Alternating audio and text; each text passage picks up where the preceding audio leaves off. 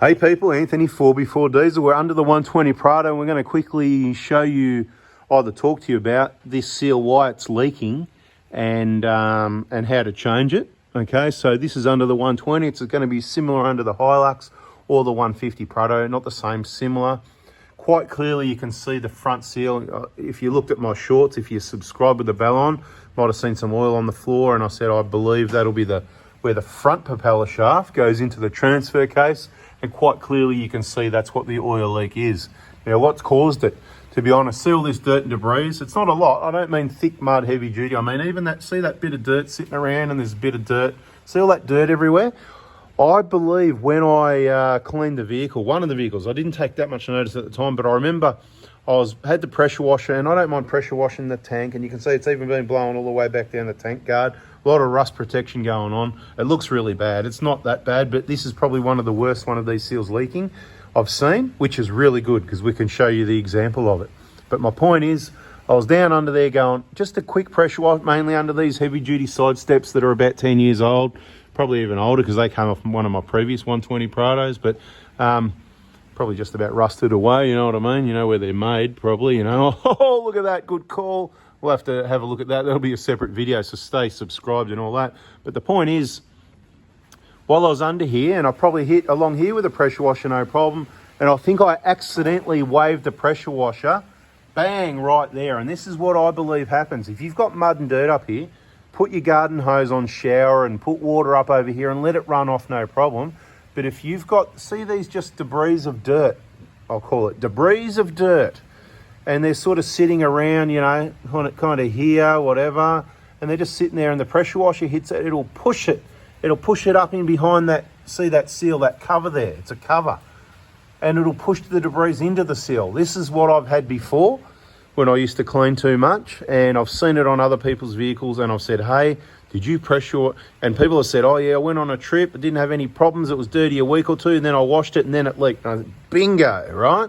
So be very careful with your pressure washers where you put them. This is the #1 problem underneath the vehicle. So that's what I think's happened. Long story short, we could probably pull it apart, clean it, put it back together, and it won't leak. But then again, all that sandpaper has probably damaged the seal and it might leak. So of course, if we're pulling it apart, what are we doing? Yes, we're putting a new seal in. So let's have a look at the minute for the part number on the 120 Prado. It's a matter of raising the vehicle, removing the propeller shaft. So you've got 4 bolts, nuts at each end. See right there, bang, 4 nuts. You got them there, and you have them up this end as well. You can see we just put the tool on and we're having a crack right now. Nice and tight because somebody else put them in last. Anyway, we'll get the propeller shaft out. Then there's a nut in the middle. We'll do a little bit of a video and show you what you got to do to replace that seal. All right, there's the seal, the replacement genuine seal. You know it's going to be about 30 bucks worth, don't you? Okay. Part number 90311-41012. 90311-41012, in case you were interested. Got the nuts removed off one end. Now we're going to take the bolts out at the other end. We just got the rattle gun in there to get these bolts loose.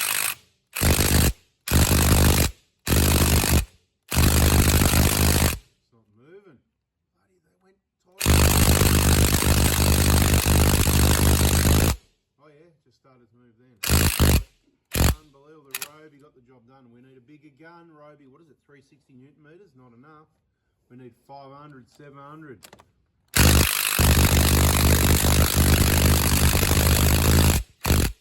got the job done. I've just ordered a couple off eBay. I'm going to test out some eBay cheapies for everybody. Stay tuned. So this gun's 360, but every now and then you need one more powerful, but I didn't want to spend hundreds and hundreds of dollars on to get, you know. So on eBay, I've got one coming that's about 500 Newton meters and one that's about 700. One was 30 bucks and one was 60 bucks. I'll show you once we get those. We'll give them a good test on the crankshaft bolt, on the engines and stuff like that. We'll have some videos show you what they if they work or not. Anyway, we'll get the rest of these bolts out of the front of the propeller shaft. All right, so all the bolts are out. We're just going to give it a tap now to crack it. You know, they get a bit sort of stuck on there. Gentle tap, and then we'll remove the propeller shaft.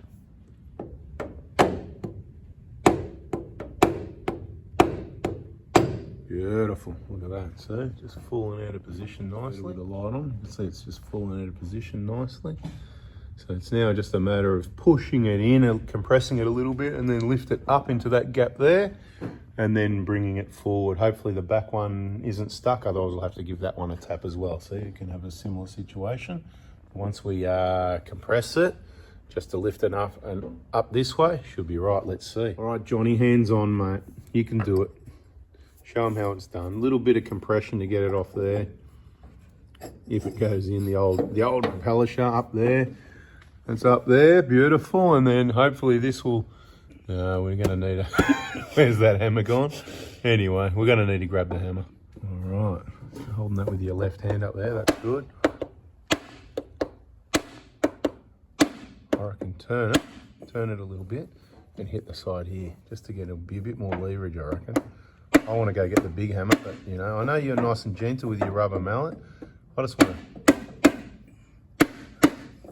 want to go get that big hammer and go, I'm not touching it, but yeah, crack right. That's the one, mate. Beautiful. See that, everyone? Johnny's the man, mate. Prado Hilux specialist. See if you like here and there. Forward, just, oh yeah, bring it on. Let's see if it comes out. Or we're not even going to take it. We don't need to take it. That's all right. I can just sit there because we want to work on this here. Oh, what do we do now? Oh, what do we do now?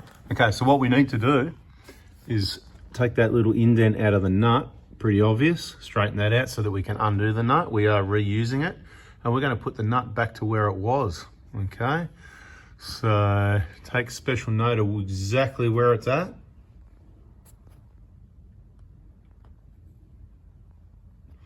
And we're going to put that little indent back. So we're just going to get it like a little flat blade and just, you know, gently put it in there and flatten that out a bit. And then we'll get a socket. What size will that be? It's been a while. I don't know. What do you reckon? 22-ish? 24. I think actually you're right. It would be 24. Of course it is. We'll get a 24 and undo the nut. Obviously, hopefully it's not too tight, and find a way to hold this so it doesn't turn. It might be engage something with the engage low range. No, just joking. I'm thinking out loud here. What you would do, you can get a special tool that hooks on here. We might just use a flat blade because that's what you'd have at home. Okay, so Johnny's doing this under duress. He just gets the gun and zips it off. But I said what I've actually seen is if you hit that with a gun, it can rip that little piece there. It can just get ripped out, and then you'll need a nut. And have we got a nut? No. Didn't even think of ordering a nut, to be honest. Never replaced one before, but it's not a bad idea if you do one of these seals to order the nut as well. That's it. Just a little bit of anything that will help. That's it. I know it's a little bit of a pain in the butt, but like I said, I've seen those get caught on the end of the sharp bit there, and whack, it's gone, and then you kind of got nothing. You've got to put, so it is a pain. So you can lever it, you can do whatever you want, people, but just open that up a little bit. We'll spend some time on getting that out a little bit, not a lot of time, just a minute or two, and then we'll get that nut off. As you can see, the nut's loose. I just used my 30mm ABW deep reach socket with a couple of extensions on the Ryobi gun. Little bit of a zip, zip, zip, and it started coming off. So we'll get the nut off, and then you could probably tap. I normally use a puller, but I might just get the hammer and we'll give the flange a bit of a tap and see if we can get it off. Do you normally use a puller, or have you tapped it off before? Yeah. Okay, tap, tap, tap. That's what we're going to do, DIY style. More DIY style for everyone at home. So that's what we're going to do. All right, so we've got the nut off. Just wanted to show you that. All right, beautiful. Might as well just use the rubber mallet and let's just have a muck around and see if this works.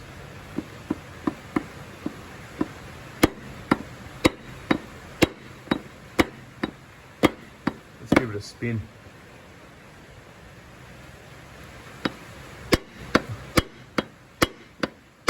I reckon it's moving, yeah. I reckon more spinning.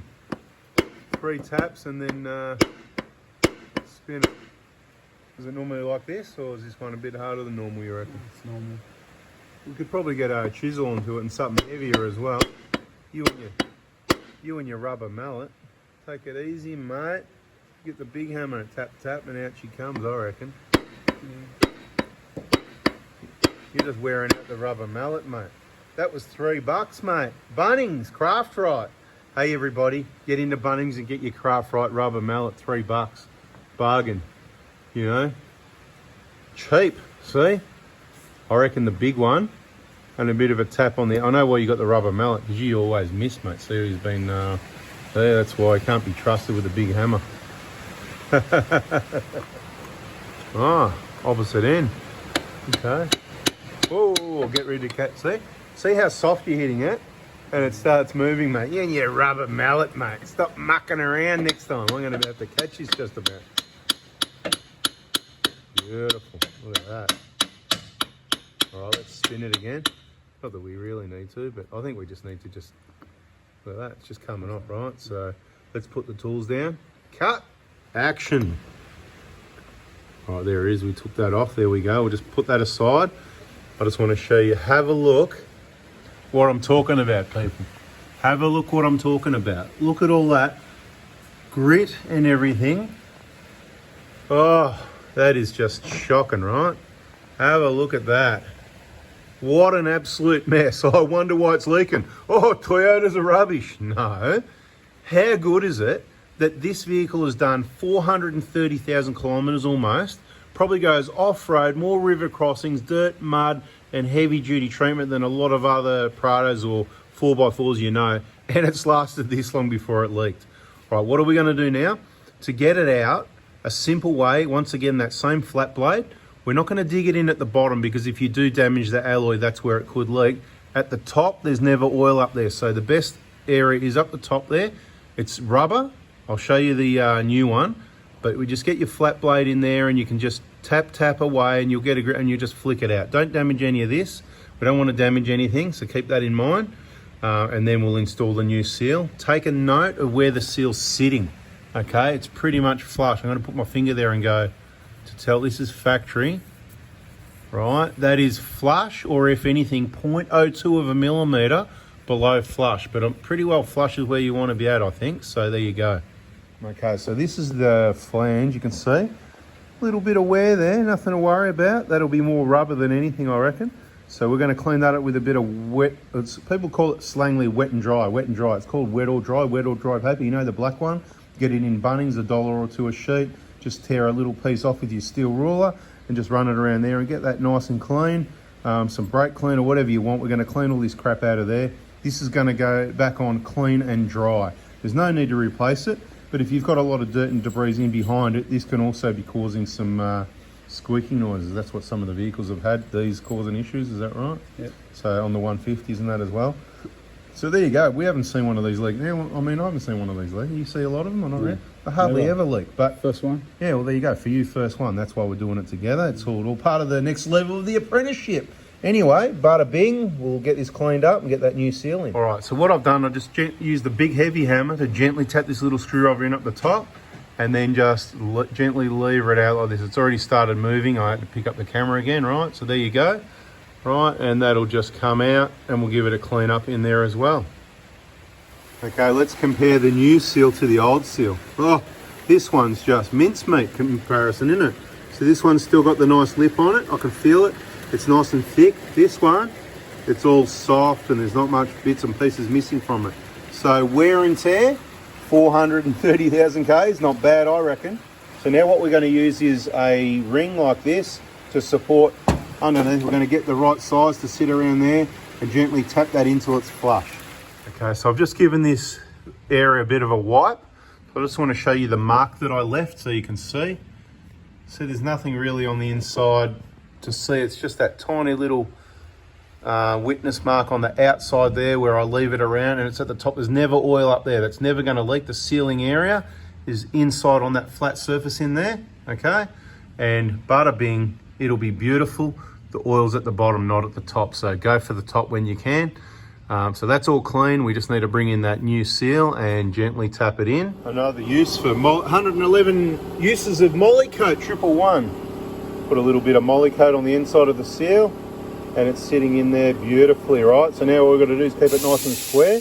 Take it over, gently tap that in till it's sitting nice and flush. I'm going to go concentrate on that, so I'm not going to video it. I'm going to get the job done. All right, let's discuss it. I'm not 100% happy with this. I've only got one seal here. I'm going to order some more. Like I said, it's not something we normally do. Okay, so I'm not 100% happy with this, but it's good enough. Now, have a laugh, go and have a laugh. So don't bring your vehicle to me to get your front transfer case seal changed. Now, am I too fussy? I mean, it'll be fine. It'll be fine, but I just want to point out. So I thought I was taking my time going in At the top here, I reckon it's sitting perfect because this side here was out a little bit, and then this side went in. Look, it's less than a millimetre. It's past flush, but it's less than a millimetre. But, you know, from about here, it slowly goes in a bit more. It's in maximum a little bit extra around this side here. And then as you get to the top, here to here, on the left is about right.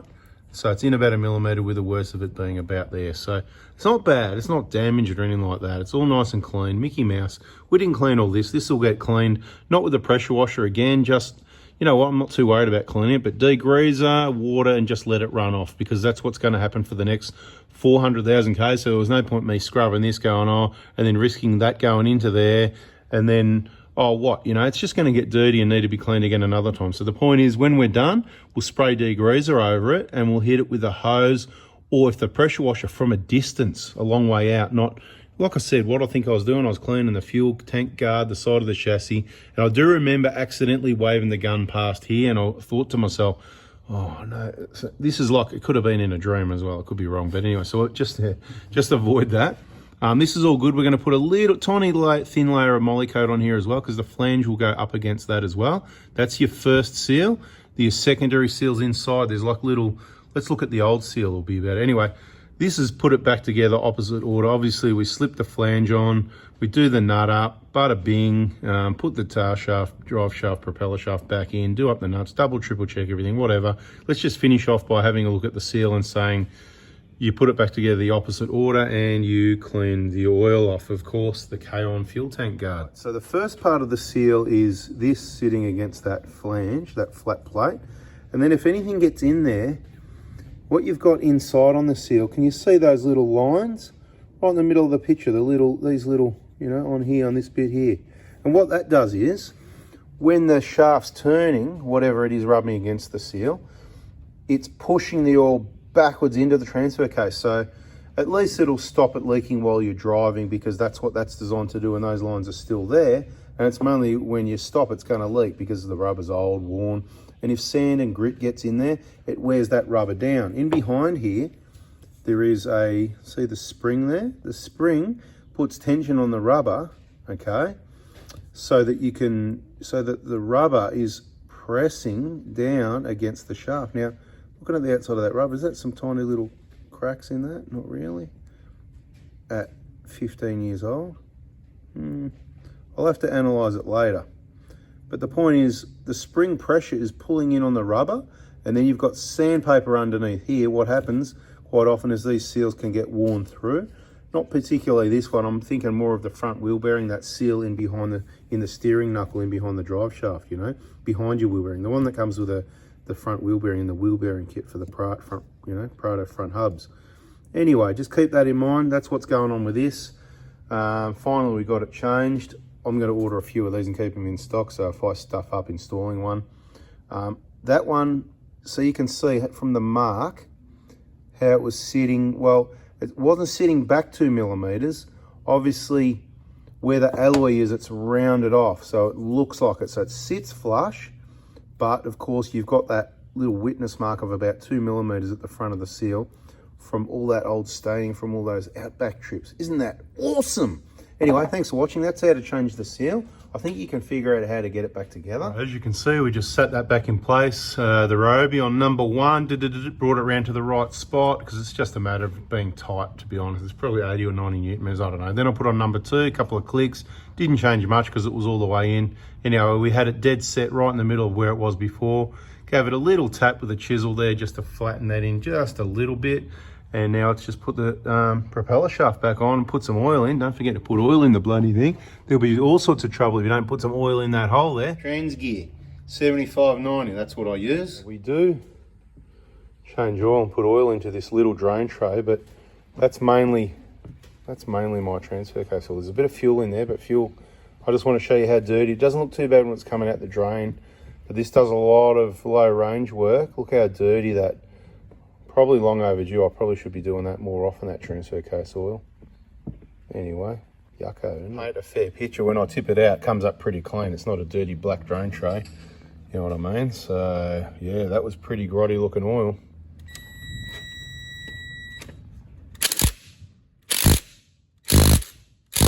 Heaps.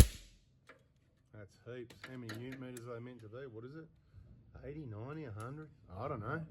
I just like them tight. F tight. F stands for, that's it, fairly tight. See, it just went all the way to the end and it stopped. F tight. So, you know, what's that, an M10, you know? F tight, I reckon they're, what would we be going? About 100 newton meters that'd be, I reckon. That's what it feels like, but F tight. So they're all tight. They're all tight, everybody. Double check your stuff, and then you know what you do? You put your degreaser over it just nicely, and you just give it a shower, or if you get in there with your pressure washer, you don't go anywhere near pushing any of this stuff in behind that metal flange there, right? Not good, not what you want, because it will get forced past there. I'm not sure if it was a coincidence, or it could have been me, but I just remember something like that happening. I remember mental note, you know, in case something happens, and then next thing you know, oil's pouring out onto the floor. Anyway, that wraps up this video. I hope you liked it. I hope you learned something. Subscribe, turn the bell on for more informative videos, how to use, repair, and get to know your motor vehicle. See ya.